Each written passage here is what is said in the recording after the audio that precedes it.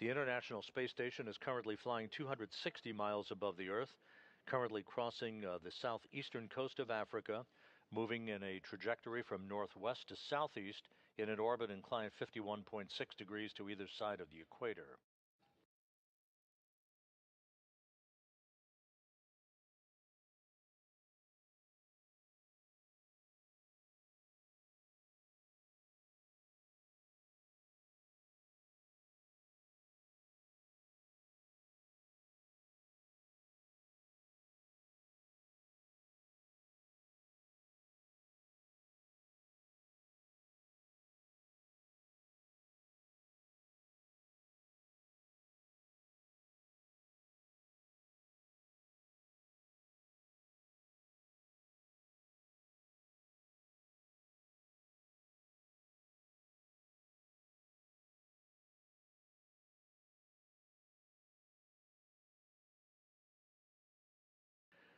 At the SpaceX Mission Control Room in Hawthorne, California, the SpaceX flight controllers are reporting that all of Freedom's systems are in excellent shape. Nick Hague there, as you see on your screen, stowing some last-minute items aboard the Dragon spacecraft that he is commanding from undocking through splashdown. The weather has been monitored for the splashdown sites in the Gulf of America throughout the day. The reports continue to be that the weather is forecast to be excellent for Dragon's homecoming on Tuesday afternoon.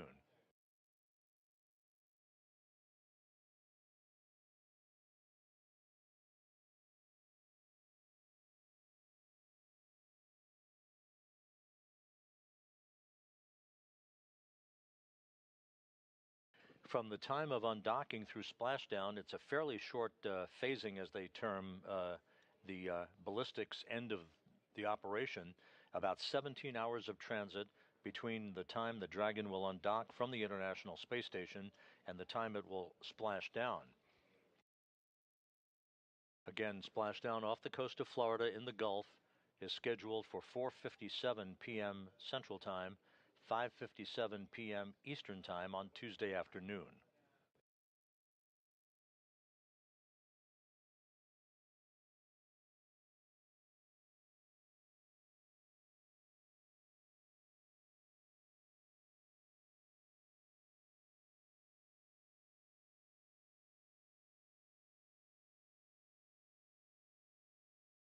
We should be seeing Sonny Williams and Butch Wilmore shortly. At the time of splashdown, predicted to be Tuesday afternoon, Williams again will have logged 286 days in space on this, her third flight, and a total of 608 days in space, the second most by any American astronaut, right behind Peggy Whitson, who has 675 days in space on her bio. Butch Wilmore, with his 286 days in space at the time of splashdown tomorrow, on this, his third flight, will have logged 464 days in space.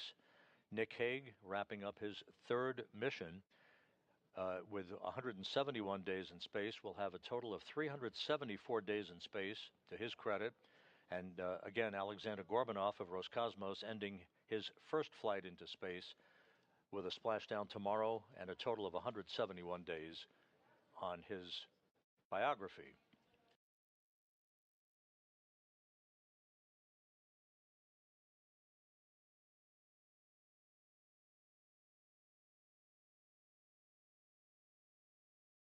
We are moving into a brief handover between satellites on the Tracking and Data Relay Satellite System.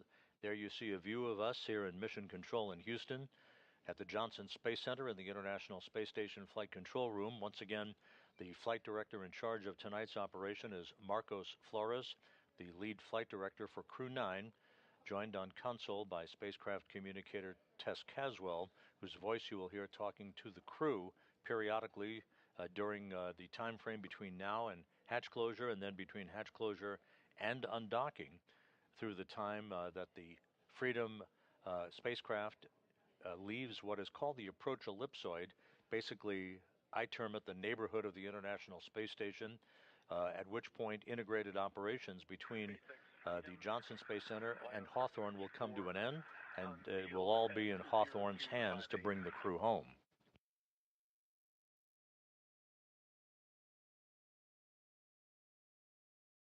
SpaceX copies LIO unsealed at 0258 Zulu. Continue with IMV duct teardown and hatch closure.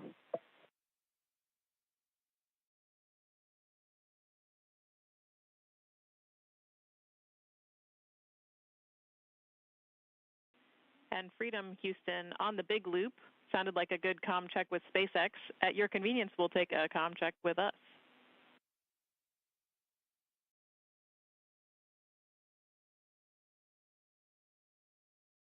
And Houston, Freedom's gets it loud and clear. Copy.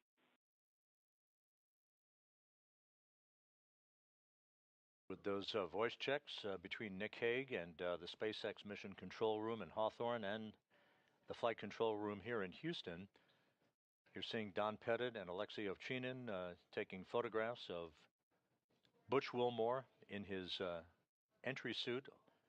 Sonny Williams is in the foreground near the hatchway.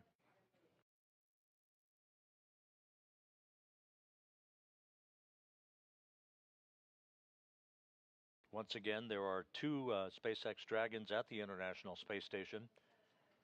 The one that the Crew-9 crew will be departing in a couple of hours from now is on the zenith or space-facing port of the Harmony module. The newly arrived Crew-10 crew docked early Sunday morning to the forward port of Harmony in their Dragon Endurance.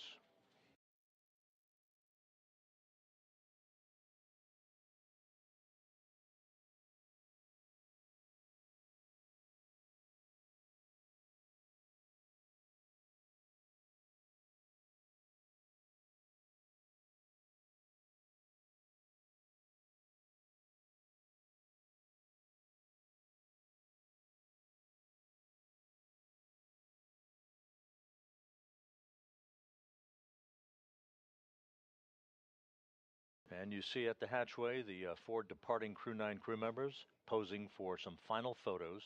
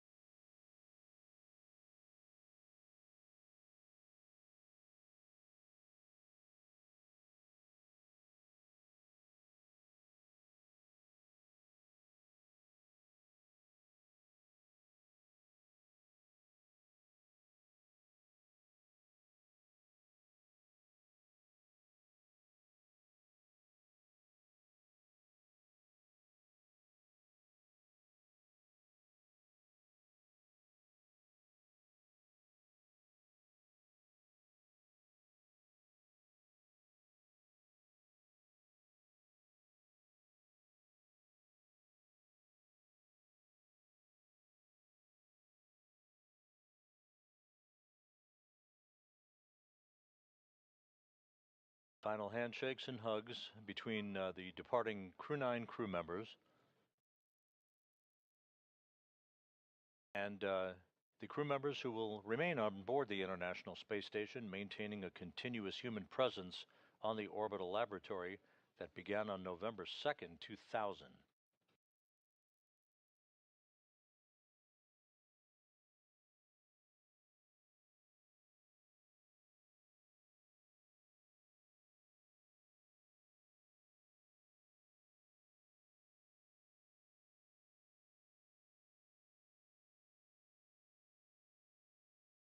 Once again, we're in a brief handover between satellites that provide the downlink TV capability from the station. We'll be regaining that downlink TV just a moment or two from now. You saw the Crew-9, two of the Crew-9 crew members, Sonny Williams and Butch Wilmore, already in their entry suits. Nick Hague and Alexander Gorbunov will don their suits once inside Dragon. Hague and Gorbunov flew up to the International Space Station back on September 28th. So they're wrapping up a mission almost 6 months in duration. Williams and Wilmore, of course, with their extended mission in the home stretch of a 9.5-month flight spanning 121.3 million statute miles.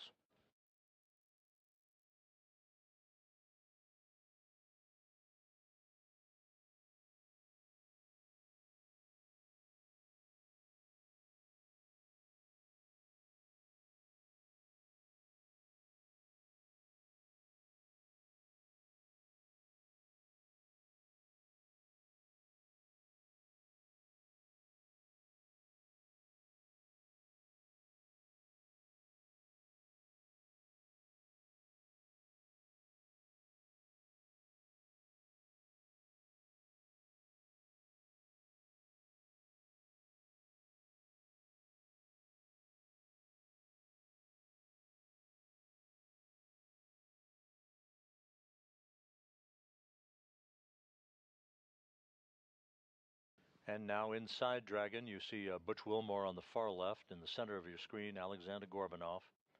Nick Hague on the far right. They will settle into their respective seats aboard Freedom as countdown clocks here in Mission Control are ticking backward toward the time of the command to initiate the opening of hooks holding Freedom to its docking port on the space-facing side of the Harmony module. That command to be issued about an hour and 55 minutes from now. The actual physical separation, what we peg as undocking for the history books, is scheduled at 12:05 a.m. Central, 1:05 a.m. Eastern. SpaceX copies on hatch closure. We'll send a command momentarily to transition the state machine to hatch closed. You can reference your hatch closed event details for a few actions, and then complete suit donning per procedure 4.010. Freedom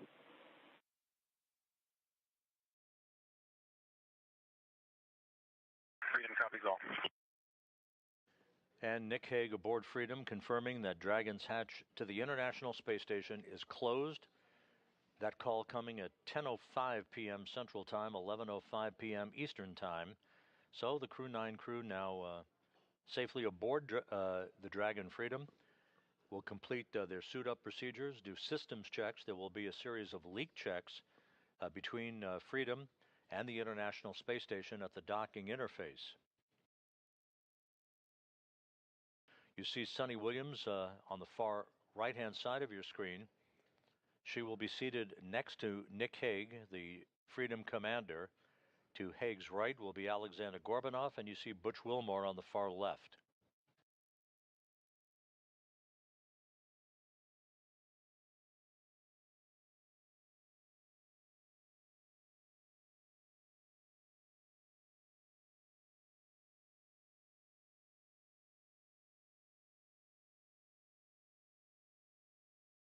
The undocking between Freedom and the International Space Station will take Freedom above and behind the orbital laboratory through a series of what are known as departure burns. Freedom then will swing below the space station on a trajectory for the deorbit burn, a 7-minute, 29-second braking maneuver that is scheduled at 4:11 p.m. Central Time on Tuesday afternoon, 5:11 p.m. Eastern Time. That will slow Dragon down by more than 50 meters per second, allowing it to drop out of orbit for its high-speed entry back into the Earth's atmosphere and a parachute-assisted splashdown off the coast of Florida.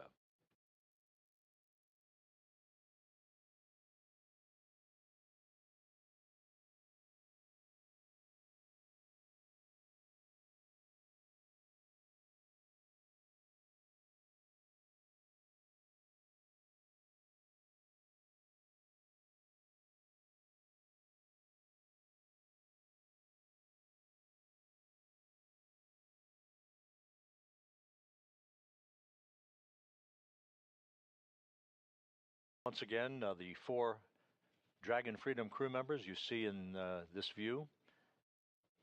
Butch Wilmore on the far left, Alexander Gorbanov with his back to the camera, Nick Hague just out of the field of view, and Sunny Williams on the far right of your screen. The hatch was closed at 10:05 p.m. Central Time, 11:05 p.m. Eastern Time. The station hatch will be closed just a short time from now, enabling a series of leak checks to occur to make sure we have an airtight seal before the pressurization of pressurized mating adapter number 2 can begin. The vestibule will be depressed to vacuum, setting the stage for the initiation of the commanding of the opening of the hooks holding Dragon in place and the physical separation of Dragon from Harmony, with undocking scheduled at 12:05 a.m. Central Time, 1:05 a.m. Eastern Time.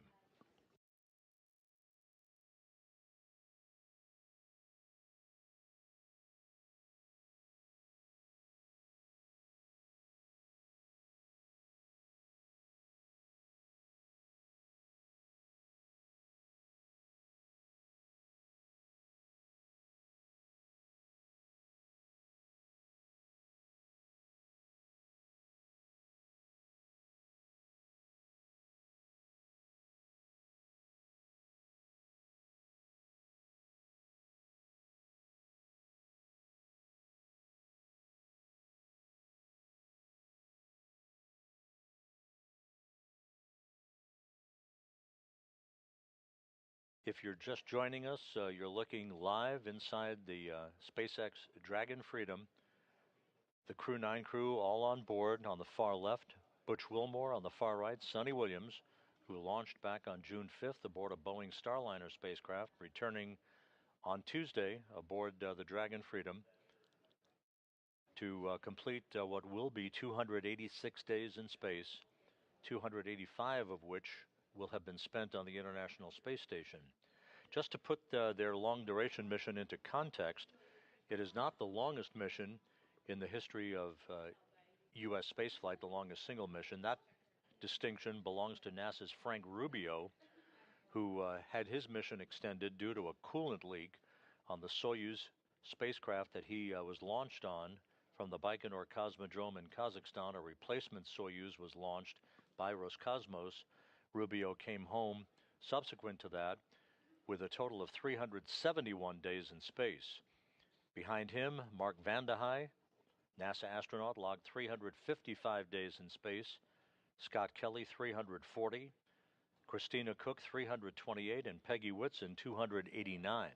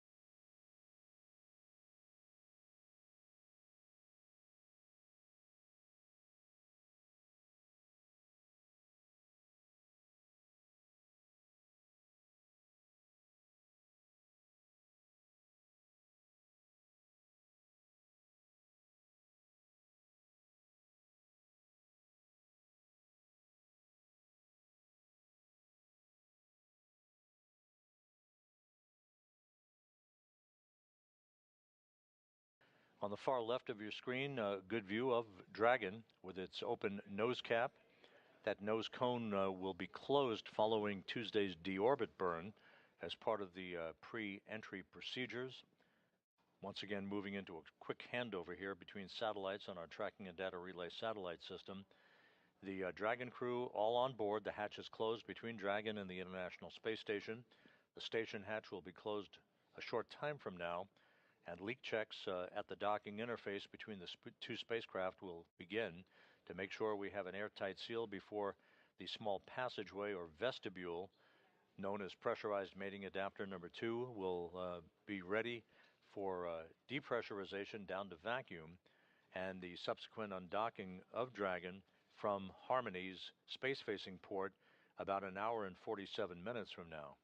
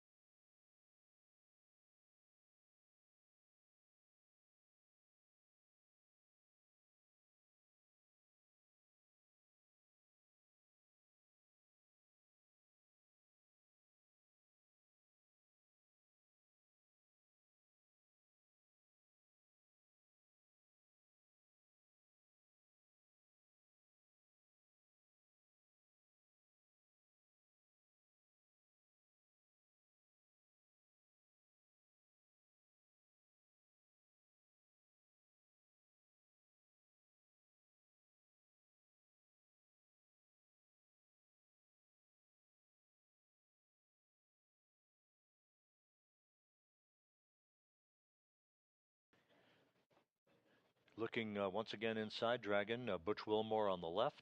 Settling into his seat is the commander of Dragon, veteran NASA astronaut Nick Hague. On the far right of your screen, Sonny Williams Roscosmos cosmonaut Alexander Gorbanov is completing a few adjustments to items with his seat.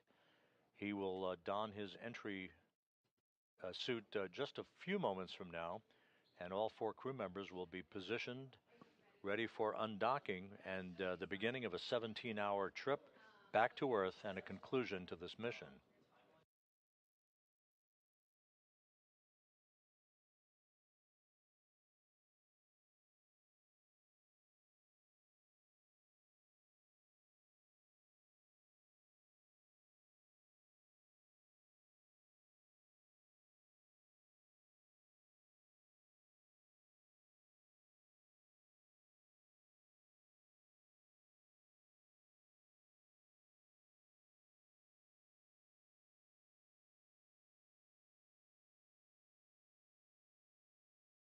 As mentioned earlier, this is not the first time that Wilmore and Williams have been aboard the Dragon Freedom. SpaceX Freedom, com check from C2. C2 SpaceX, we have you loud and clear. How me? Get you the same.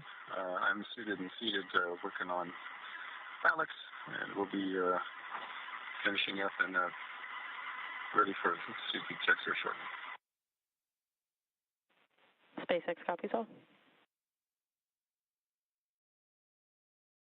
That communication between the spacecraft communicator at SpaceX Mission Control in Hawthorne, California, and Dragon's commander Nick Hague. The communications checks continuing. Alexander Gorbanov yet to suit up. He will momentarily.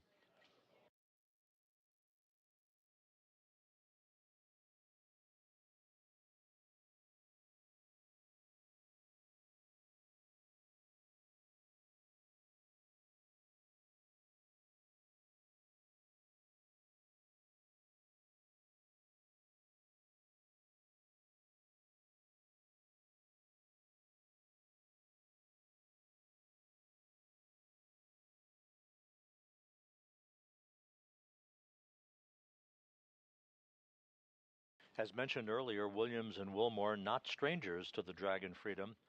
They have practiced suit-up procedures over the course of the past few months and took a ride aboard Freedom for a few minutes back on November 3rd when the spacecraft undocked from the forward port of the Harmony module and relocated to the zenith or space-facing port of the Harmony module. Slightly longer trip for Williams and Wilmore today, a 17-hour journey that will take them to a splashdown off the coast of Florida on Tuesday afternoon at 4:57 p.m. Central Time, 5:57 p.m. Eastern Time.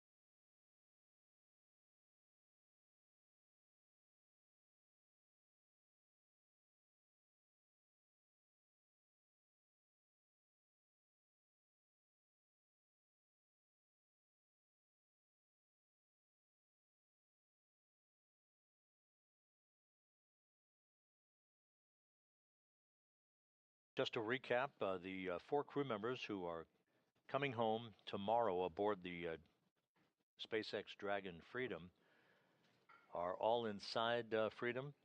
3 of the crew members suited up and strapped into their seats. Alexander Gorbanov is completing some preparations before he dons his entry suit. The hatch between Freedom and the International Space Station was closed at 10:05 p.m. Central Time, 11:05 p.m. Eastern Time, We are awaiting the closing of the hatch between the International Space Station on that side of the docking interface to permit leak checks to begin and ensure that we have an airtight seal before the vestibule or passageway is depressurized prior to undocking. The Dragon crew members will also undergo leak checks to their suits and further communications checks prior to the undocking itself, which is scheduled about an hour and 41 minutes from now at 12:05 a.m. Central Time, 1:05 a.m. Eastern.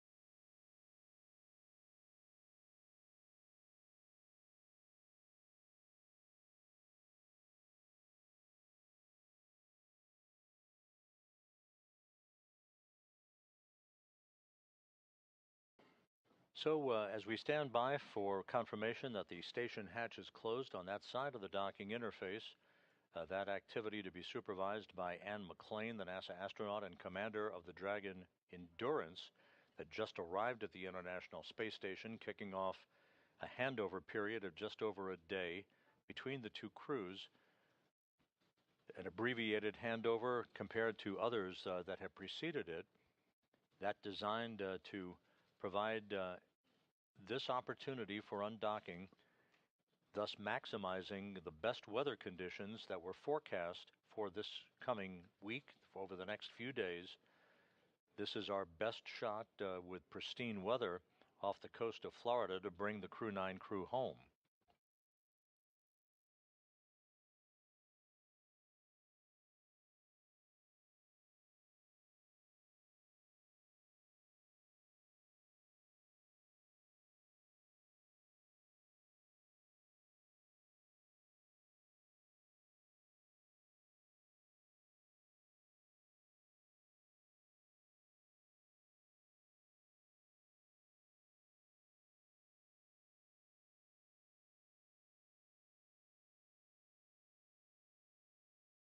Station on 2 for IDE egress.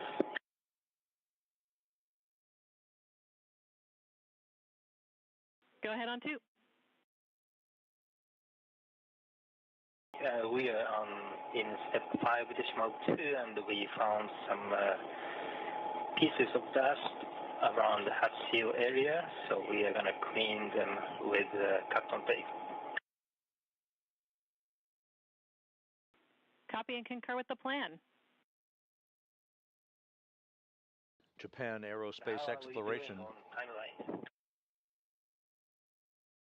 Japan Aerospace Exploration Agency astronaut Takuya Onishi, newly arrived on the station as part of Crew-10, noticing a few flecks of dust along the hatch seals, so he will clean those off. We want to make sure that there's no foreign object debris at that hatch seal that could compromise the integrity of an airtight seal between pressurized mating adapter number 2 and the interface with the Dragon Freedom.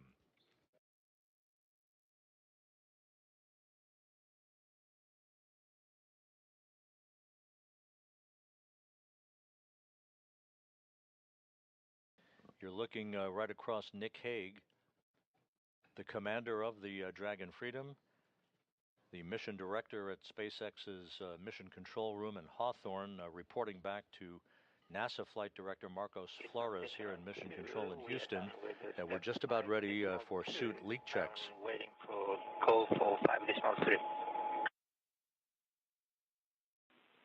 Talk, you are go for step 5.3.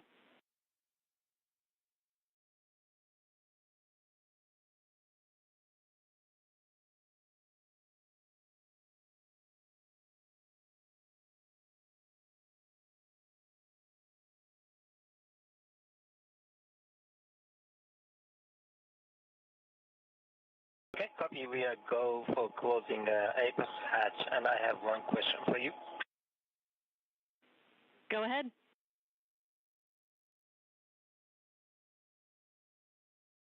Another view of the crew aboard Dragon Freedom looking... There is one SpaceX bag. It's labeled as unarmed PFD. The bag number is 153, and its carabiner attached to one of the bungees in PMS3. Can we just leave it as it is? Checking.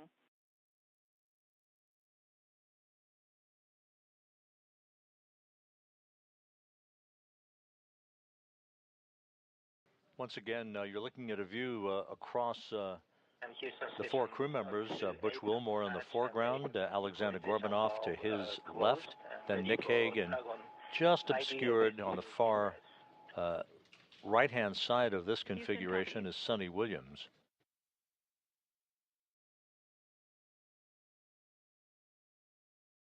SpaceX Freedom on the big loop, section 5 complete. We've got everybody suited with successful intercom checks. SpaceX copies on successful intercom checks. Continue to section 6. Okay.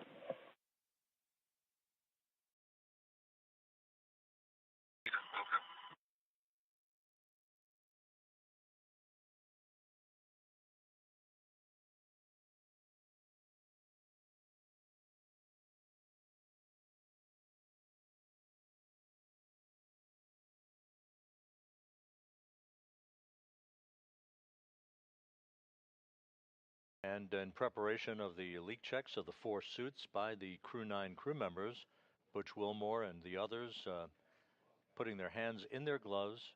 Those will be securely zipped in place before the leak checks will begin.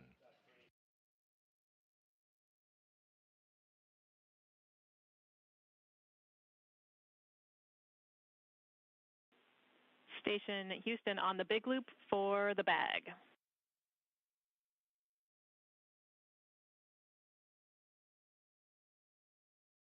Go ahead on to.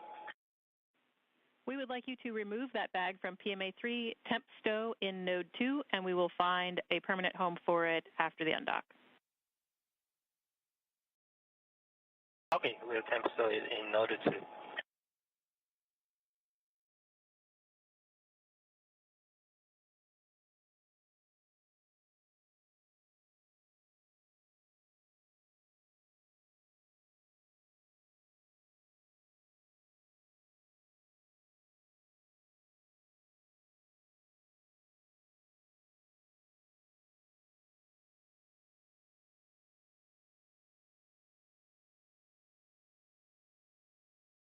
SpaceX Freedom on the big loop, section 6 is complete.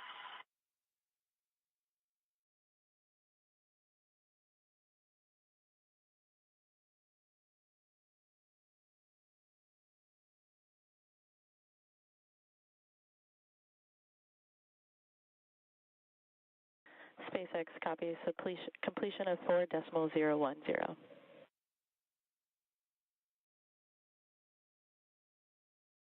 The hatch between the International Space Station and pressurized mating adapter number 2 is now closed. The Dragon hatch was closed at 10:05 p.m. Central Time, 11:05 p.m. Eastern Time. Just about 2 minutes ago at 10:26 Central, 11:26 p.m. Eastern, the station hatch also closed, and that sets the stage for the vestibule depressurization and final leak checks at the docking interface.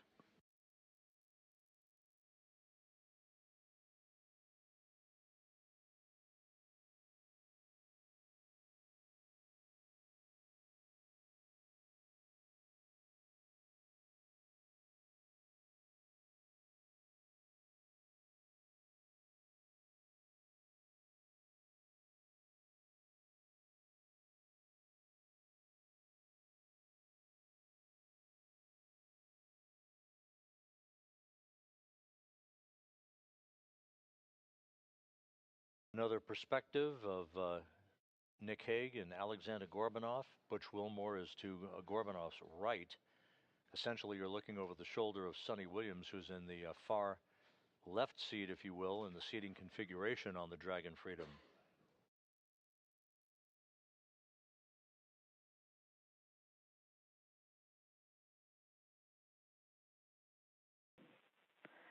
Freedom SpaceX on the big loop. You have a go for procedure 4.011. We'll meet you in section 2 when ready.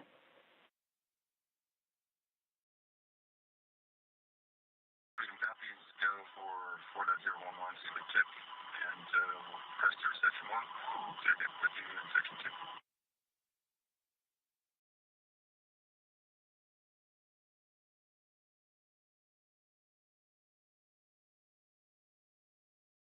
The crew closing their visors in advance of the individual leak checks on their suits.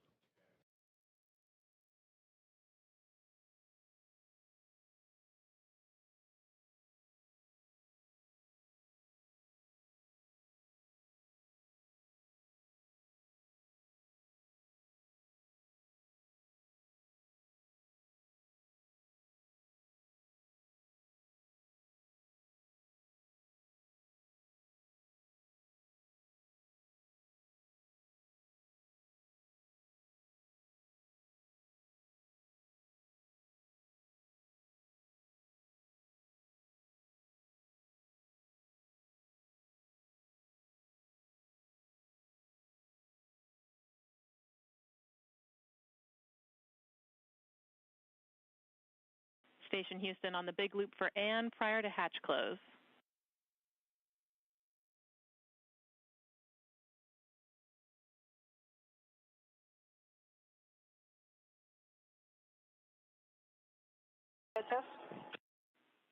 And taking a look at stowage and PMA 3 currently, we are seeing the APAS hatch cover, and we need that to go into the 0.5 CTB for DMAC.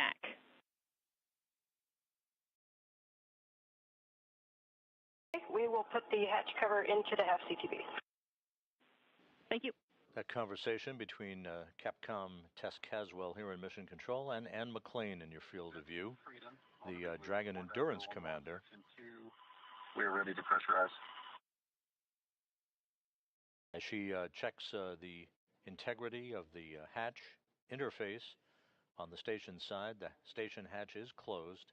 That's the androgynous docking adapter hatch. One more hatch has to be closed. That's the one between Harmony and the vestibule to International Docking Adapter 2. Meanwhile, leak checks now are beginning on the 4 suits of the Dragon Crew-9 passengers aboard the Dragon Freedom.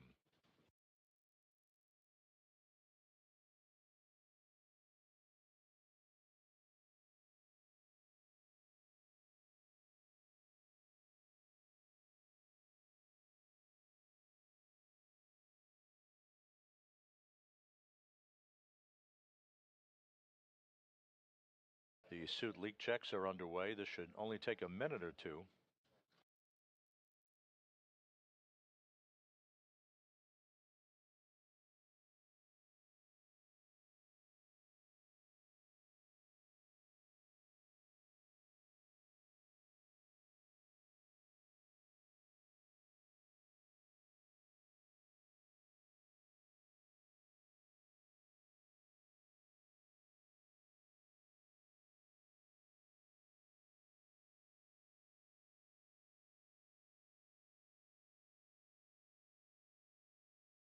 The Houston station on 2, checking for step 7 decimal 4.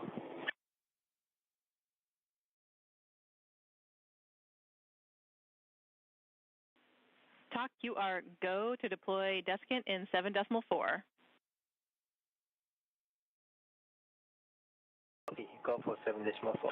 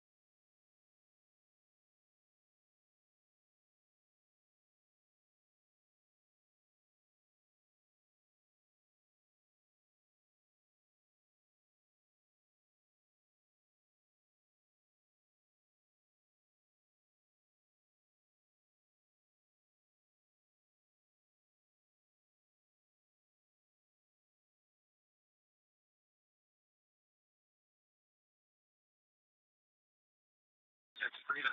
We've got 4 good suits. Freedom, we see the same, 4 healthy suits. And that call by Dragon Commander Nick Hague, confirming that all 4 suits of the departing Freedom crew members have checked out, good leak checks on the suits, good integrity on those suits.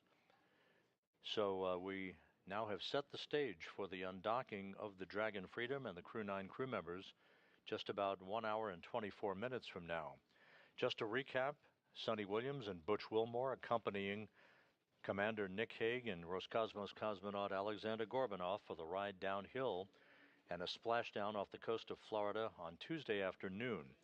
We will be resuming our coverage, joined not just here at the Johnson Space Center but by our colleagues in Hawthorne, California at the SpaceX Control Center.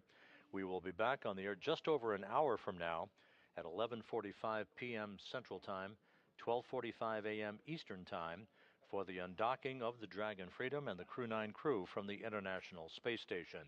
The weather conditions off the coast of Florida and the splashdown sites continues to be good, with splashdown of Williams, Wilmore, Gorbanov, and Hague scheduled for Tuesday afternoon at 4:57 p.m. Central Time, 5:57 p.m. Eastern Time. So with the Crew-9 crew strapped into their seats and good leak checks for their suits on the Dragon Freedom, we'll sign off for now, and we'll be back with you just over an hour from now for our undocking coverage. For now, we'll sign off. This is Mission Control Houston.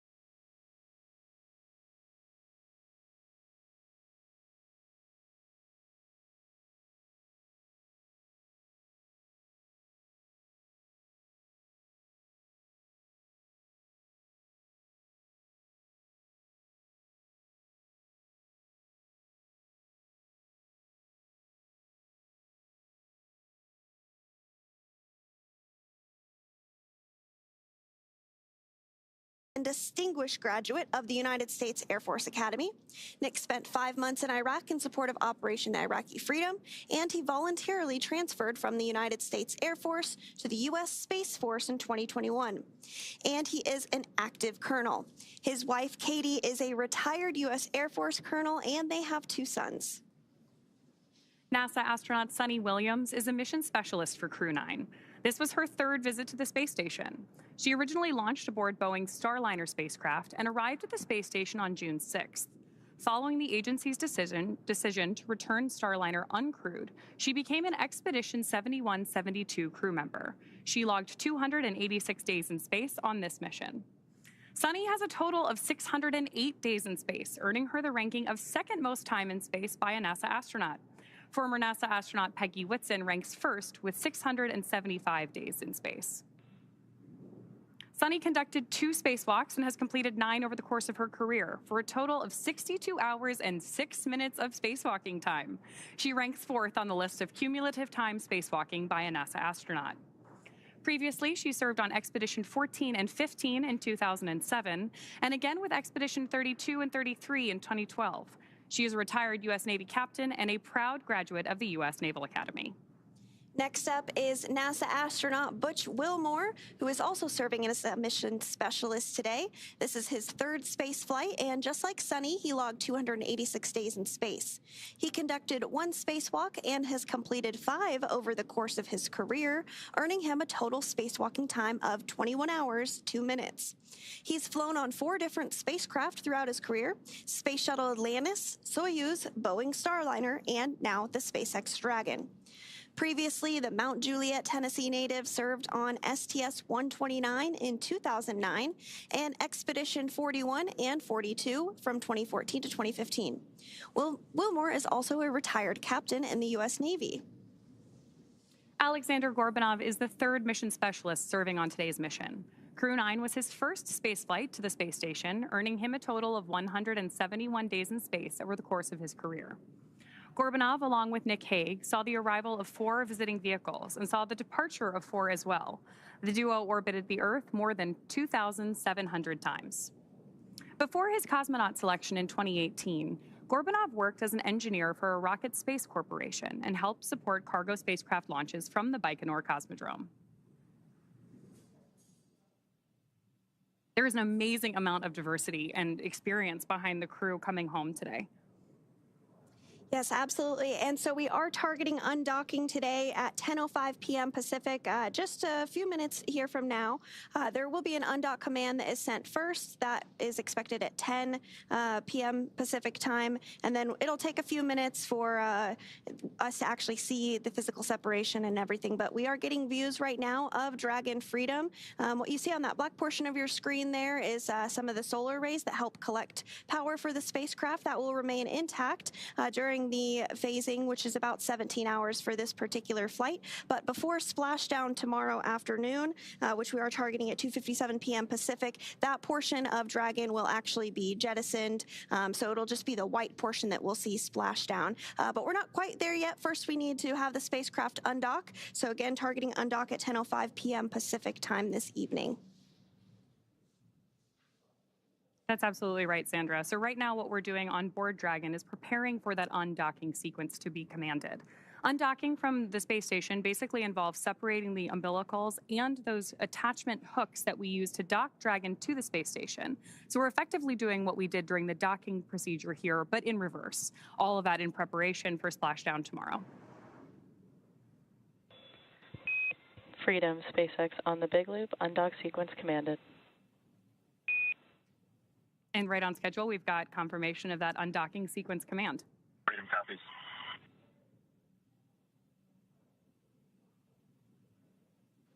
Here in Houston in Mission Control, we are now monitoring the demating of the umbilical.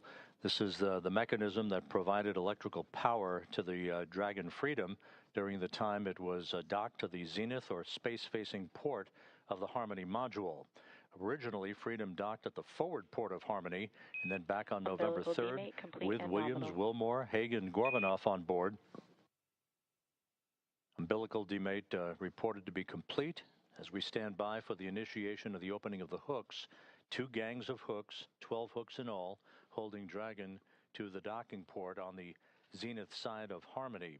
Again, Harmony was the port of call for Freedom initially when it arrived back in September. The forward port itself, it experienced a relocation maneuver with Haig, Gorbanoff, Williams, and Wilmore on board back on November 3rd to move from the forward port to the zenith port, a short spin around the block to reposition that spacecraft where it has been mated and docked to the International Space Station since last November. 3.5 minutes away from physical separation.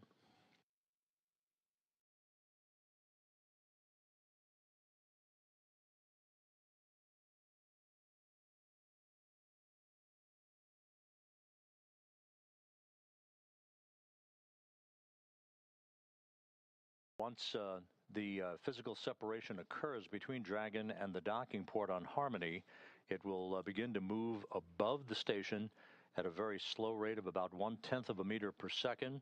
Then we'll move behind the station. A series of departure burns will then put it on a trajectory to carry it below the station and on its way to a safe distance away from the International Space Station for its deorbit burn that will occur at 4:11 p.m. Central Time, 5:11 p.m. Eastern Time on Tuesday afternoon to begin the final leg of the ride home for Williams, Wilmore, Haig, and Gorbanoff.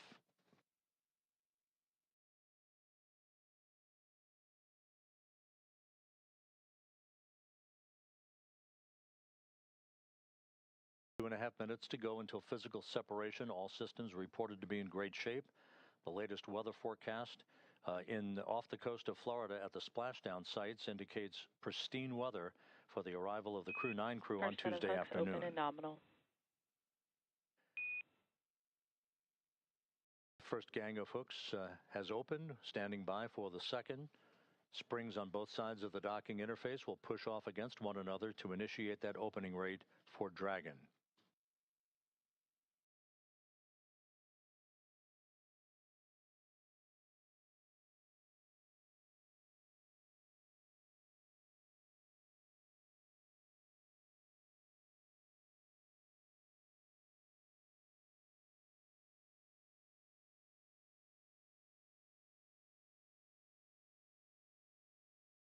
"90 seconds till physical separation. Heading into the home stretch for Williams and Wilmore, the beginning of the end for a 9.5-month mission in space."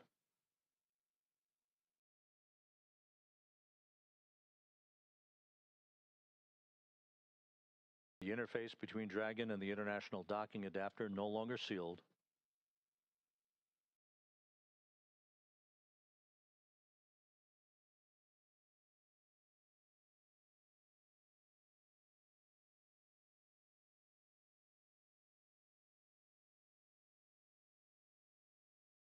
The International Space Station and Dragon flying from southwest to northeast across the Pacific Ocean at an altitude of 261 statute miles.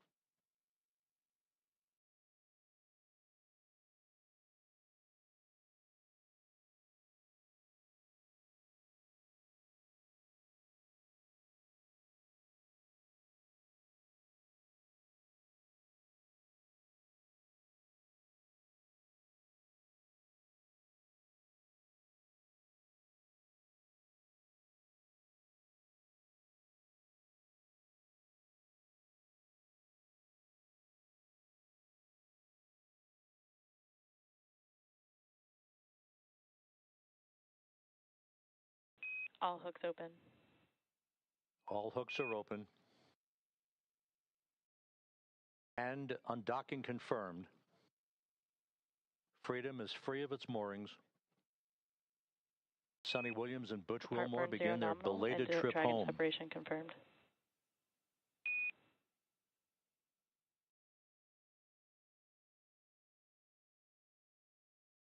Undocking occurring right on time at 12:05 a.m. Central Time, 1:05 a.m. Eastern Time.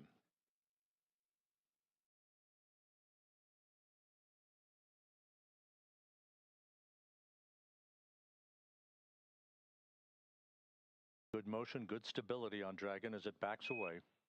Freedom, SpaceX on the big loop, depart burn 0 nominal.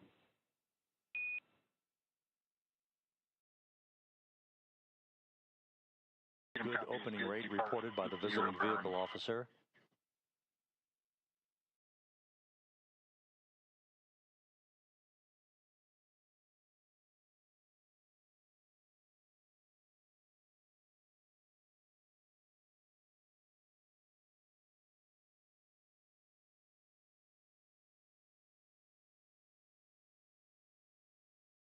Dragon's attitude control system functioning as advertised.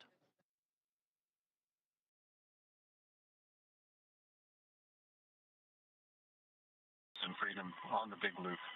On behalf of Crew-9, I'd like to say it was a privilege to call station home, to live and work and be a part of a mission and a team that spans the globe, working together in cooperation for the benefit of humanity.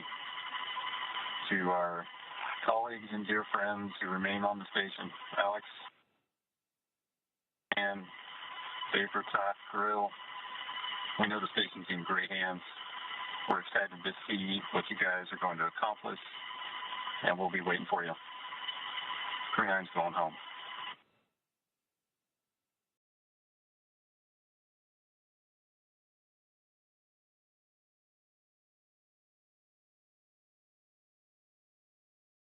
Station on the big loop. Step 2, ISS thrusters are verified enabled.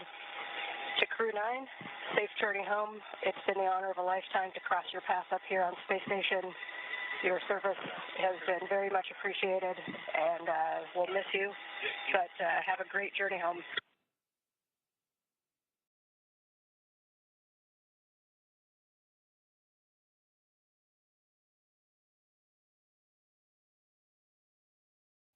And this is back. I wish we could spend more time with you guys, but many people who love you and whom you love are waiting for you. So safe travel, Godspeed.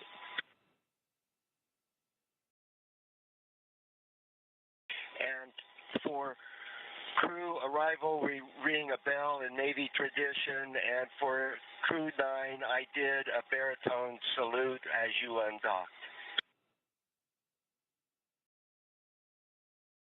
Love you guys.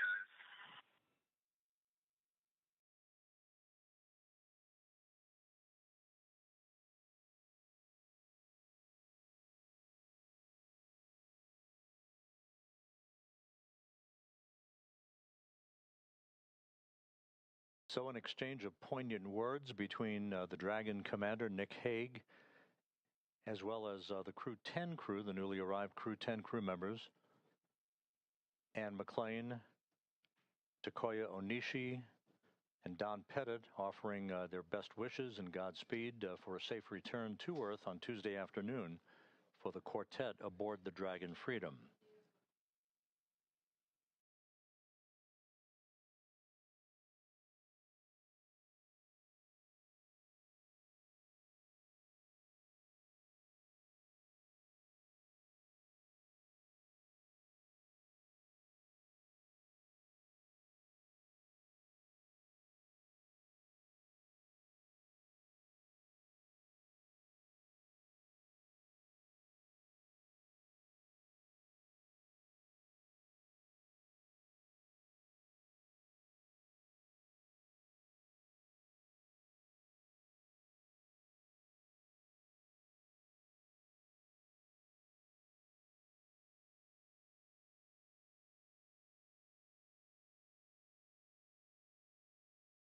Dragon continues an opening rate away from the zenith port of the Harmony module of the International Space Station, undocking occurring just about 5 minutes ago at 12:05 a.m. Central Time, 1:05 a.m. Eastern Time.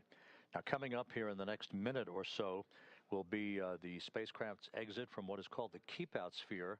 That is the first imaginary line between the space station and the departure corridor for the Dragon itself. That will be followed by Dragon maneuvering to a Sun communications pointing orientation and to enable better communications between the tracking and data relay satellite system and Dragon's communications capability itself. The approach ellipsoid exit, that basically is the end of integrated operations, where Dragon will cross that imaginary line to move beyond the neighborhood of the station, as it were, is scheduled about 14 minutes from now.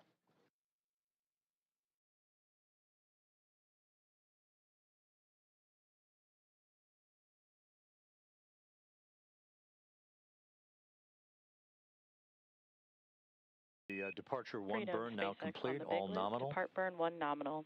Your go to DOF suits per procedure 4.012. And a final reminder that the big loop will be deactivated following Dragon's exit from the approach ellipsoid.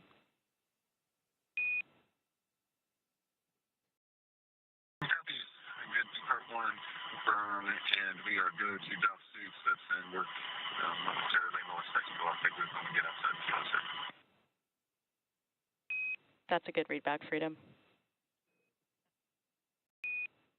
With all the Freedom thrusters operating in perfect fashion, the acknowledgement by the spacecraft communicator in Hawthorne to Commander Nick Hague aboard Freedom that the crew has been given the go-ahead to get out of their entry suits for the time being, get into more comfortable clothing as Dragon continues its traverse away from the International Space Station. This will continue throughout the course of the overnight hours into tomorrow afternoon, a series of pre-programmed maneuvers that will enable Freedom to be in a position for its deorbit burn on Tuesday afternoon. That deorbit burn is scheduled to take place at 4:11 p.m. Central Time, 5:11 p.m. Eastern Time. It'll be a 7-minute, 29-second braking maneuver to enable Dragon to slip out of orbit. Its velocity slowed by 53.2 meters per second, enabling it to begin its high-speed entry back through Earth's atmosphere and a parachute-assisted splashdown off the Gulf of Mexico and the Gulf of America at 4:57 p.m. Central, 5:57 p.m. Eastern Time.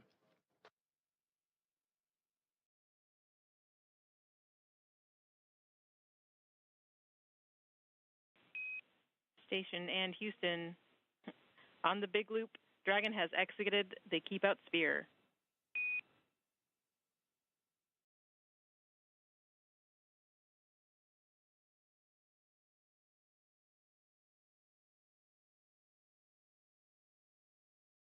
Station copies. Freedom, And SpaceX on the big McLean, loop. Dragon has acknowledging exited the approach ellipsoid and is on a 24-hour safe free drift path. Configure comm for Dragon to ground in preparation for big loop deactivation.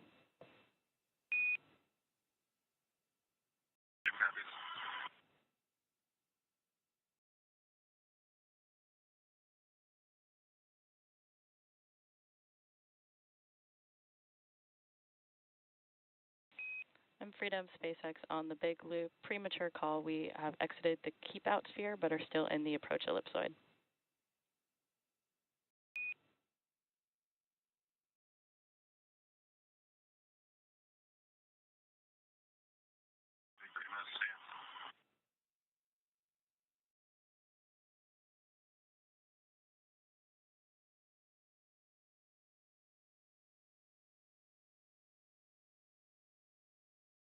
SpaceX Freedom, come check on the hidden light.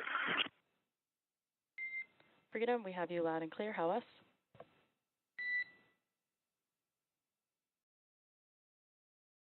the Dragon, having crossed the keep-out sphere. Next major milestone will be the exiting of the approach ellipsoid to depart the neighborhood of the station. With that, we'll toss it for the moment back to Hawthorne and Veronica and Sandra. Thanks so much, Rob. As Rob just mentioned, we are now waiting for Dragon to exit the approach ellipsoid, also known as AE, which is another imaginary shape, this time a three-dimensional ellipsoid measuring 4 kilometers by 2 kilometers by 2 kilometers, in the same family as the keep-out sphere. It's one of several safety zones set up to govern visiting spacecraft, either arriving or departing the station. Before moving into the keep-out sphere or the approach ellipsoid, spacecraft have to be configured where they would not cross the imaginary boundary for a set period of time, even if the spacecraft lost all maneuvering. That's right. And that approach ellipsoid, once we get past that milestone will be something that we call the end of integrated operations. And integrated operations means that we are talking to each other on the big loop. So we did hear those communications back and forth. The big loop is essentially not only the crew on the International Space Station, the crew in Dragon, but also both Mission Control Houston and in Hawthorne. Hence the name The Big Loop, because they're all working together to make sure that they have common communications during some of these dynamic portions of flight. So again, we are standing by for approach ellipsoid exit at 10:24 p.m. Pacific time. And on your screen there, we are getting a view of Dragon from the International Space Station, now quite a bit smaller than when we just saw a few minutes ago, undocking at 10:05 p.m. Pacific. Also in the line of sight there, we have a small view of the Canada arm, which is a robotic arm that helps do some maneuvering and is utilized a lot during spacewalks on board the International Space Station. So to recap, the hatches between the International Space Station and Dragon were closed earlier today at 8:05 p.m. Pacific, 11:05 p.m. Eastern. Since then, the crew has settled in and is working to take off their spacesuits for their 17-hour journey back to Earth. The joint NASA and SpaceX teams did, of course, poll go to proceed with undocking, and that undocking command was then sent at 10 p.m. Pacific, followed by umbilical retraction and hooks opening, with physical separation taking place at 10:05 p.m. Pacific, as the space station and Dragon were traveling 261 statute miles off the coast of Guam over the Pacific Ocean. Dragon then completed 2 of 4 departure burns and has exited the keep-out sphere, and we are now just minutes away from Dragon crossing the approach ellipsoid to set the spacecraft and Crew-9 up for their path back to Earth. Again, Dragon is targeting to splash down off the coast of Florida in the Gulf at 2:57 p.m. Pacific, 5:57 p.m. Eastern on Tuesday, March 18th, marking the completion of a long-duration science and research mission. Great views right now on your screen of Mission Control here in Hawthorne, California.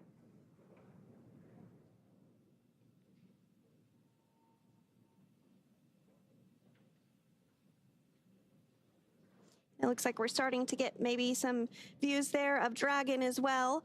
These views are being controlled by one of the flight controllers in Mission Control Houston called Cronus, and they help to make sure that the cameras are in position to view not only visiting vehicles that are arriving and departing, but also help to ensure that cameras are in position to get great Earth views, ensure that perhaps if we're flying over a natural disaster like a hurricane or a wildfire, they are ensuring that those great cameras on board the International Space Station are being put to good use to capture all of the science and research that we can aboard the microgravity laboratory. And, you know, fun fact, actually, the International Space Station will be celebrating 25 years of continuous human presence this November. So if you are younger than 25 years old, you have never known a day in your life where there was not a human being living and working aboard the International Space Station.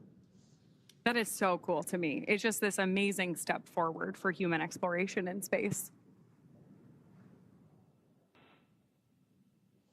And with that, we're going to check back in with Rob Navius at the Johnson Space Center one more time. Go ahead, Rob. Thank you, Sandra. You mentioned that continuous presence on board the International Space Station. We are approaching the point of the approach ellipsoid exit, which will mark the end of integrated operations with the International Space Station and the flight control team here in Houston. Just a reminder, on board, 7 crew members representing 3 nations: Alexei Ovchinin, the station commander, and his Roscosmos colleagues Ivan Wagner and Kirill Peskov, Anne McLean, Nicole Ayers, and Don Pettit of NASA, and Takoya Onishi of the Japan Aerospace Exploration Agency. Ovchinin, Wagner, and Pettit are next up to depart the station on April 19th. They are scheduled to return home to the steppe of Kazakhstan and a parachute-assisted landing on April 19th U.S. time, April 20th in Kazakhstan. Before that happens, another NASA astronaut, Johnny Kim, along with 2 Roscosmos cosmonauts, will be launching from Baikonur on April 8th as that continuous presence of researchers on board the International Space Station continues unbroken. Sandra?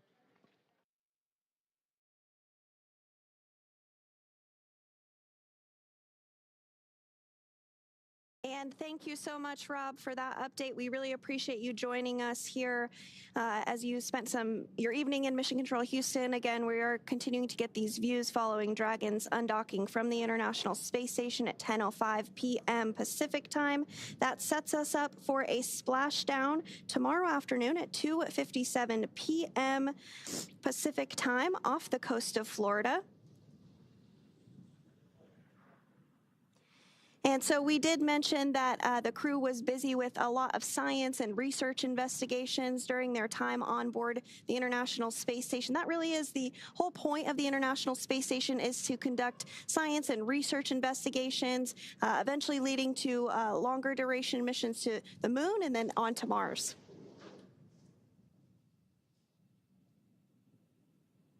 We're, of course, standing by for any further communications from Crew-9 on board Dragon Freedom at this time. But it's a great opportunity for us to comment on some of the amazing science that Crew-9 conducted while they were on board the station. In total, Crew-9 completed more than 150 experiments, conducting over 900 hours of research. Following their splashdown tomorrow, some of those time-sensitive experiments will be among the first offloaded off the capsule and then returned to various research facilities across the country so that the science can continue. And in addition to that science, they also completed a few spacewalks, one of which was to actually swab the outside of the International Space Station for microorganisms to see if anything might potentially be able to survive the harsh environment of space, which is pretty interesting. Another one was a spacewalk to remove a radio frequency group, or the RFG.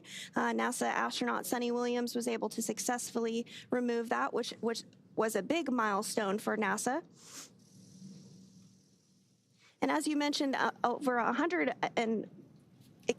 530 hours specifically dedicated to NASA science between NASA astronauts Butch Wilmore and Suni Williams. So that just goes to show the great use that the microgravity lab has for science and research on the ground. I still can't get over that fact that you shared that it has been almost 25 years of continuous operation on board the ISS. That's amazing. Yes, over 270 Station people. on 2 for PMA3 closeout photos. Go ahead, Ann.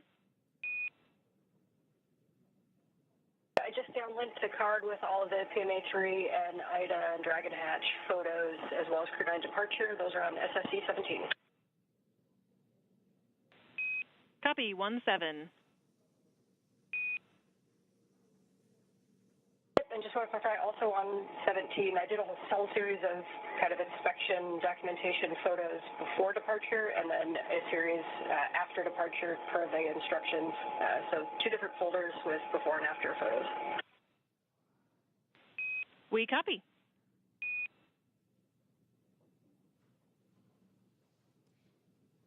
And that was the voice of NASA astronaut Ann McClain, who is still on board the International Space Station, stepping through procedures with the ground to wrap up after undocking, taking some photography of the hatch that the team on the ground will inspect, make sure everything checks out just fine. So we are awaiting the confirmation that Crew Dragon Freedom has exited the approach ellipsoid. We're expecting that here in just a couple of seconds here, really. So we might hear that call out here shortly. And again, if you're just joining us, the approach ellipsoid is a 3-dimensional ellipsoid measuring 4 kilometers by 2 kilometers by 2 kilometers in the same family as the keep-out sphere. One of the key differences with the AE is that vehicles outside of it have to be on what we call a 24-hour safe free drift trajectory, which means that the spacecraft would not cross into the approach ellipsoid for at least 24 hours again, even if it lost all maneuvering.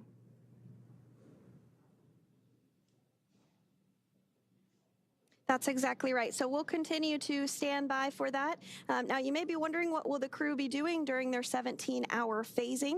You did hear the call out earlier that they had to go to doff or take off their spacesuits. So they'll get settled in, have the opportunity to have a meal, and try and get some sleep before their targeted splashdown off the coast of Florida tomorrow afternoon at 2:57 p.m. Pacific time tomorrow afternoon.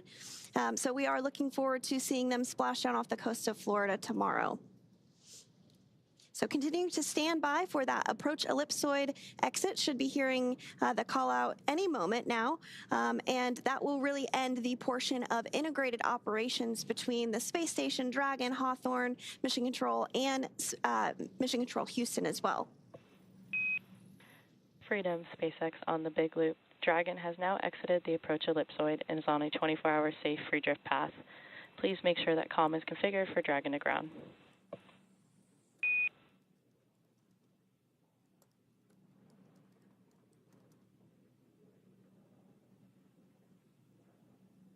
And SpaceX Freedom on Dragon to ground. Understand we're out the approach. Ellipsoid, 24-hour free.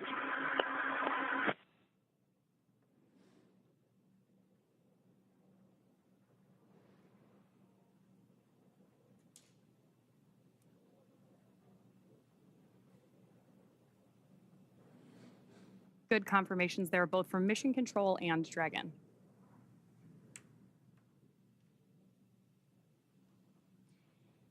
And again, we did hear confirmation that Dragon Freedom has now exited the approach ellipsoid, or AE, which is that imaginary shape that's three-dimensional ellipsoid measuring 4 kilometers by 2 kilometers by 2 kilometers in the same family as the keep out sphere. So one of the key differences with the AE is that vehicles outside of it have to be on what we call that 24-hour safe free drift trajectory. This means that the spacecraft would not cross into the approach ellipsoid for at least 24 hours, again, even if it lost all maneuvering. With that, Crew-9 has officially departed the International Space Station. As Sandra mentioned, it will take them about 17 hours until they make their way back to Earth. So the crew is currently settling, as Sandra mentioned, for a little bit of dinner, or maybe get their suits off before they take some time to rest before returning to Earth. Dragon is, of course, targeted to splash down off the coast of Florida tomorrow at 5:57 p.m. Eastern, 2:57 p.m. Pacific on March 18th, followed by the crew getting picked up at sea by a SpaceX recovery vessel. As they rest up, our teams here will continue to keep an eye on the weather to ensure a safe return for Dragon and our Crew-9 astronauts. And though our coverage here in Hawthorne today is wrapping up for now, we will turn it over to the NASA team in Houston to take us through the next phases of the Crew-9 mission. Our friends at the Johnson Space Center will provide continuous live audio-only coverage along Crew-9's journey home until we rejoin tomorrow. You can find the audio-only link by visiting nasa.gov/live and clicking the mission audio link, or by searching for NASA Mission Audio Live Feed on YouTube at go.nasa.gov/live-ISS. Meanwhile, we'll rejoin you for live visual coverage starting roughly 1 hour prior to splashdown at 1:45 p.m. Pacific. As always, you can find mission updates on X at NASA, at SpaceX, and on the web at nasa.gov. Thanks so much for watching. We'll see you and our Crew-9 astronauts soon.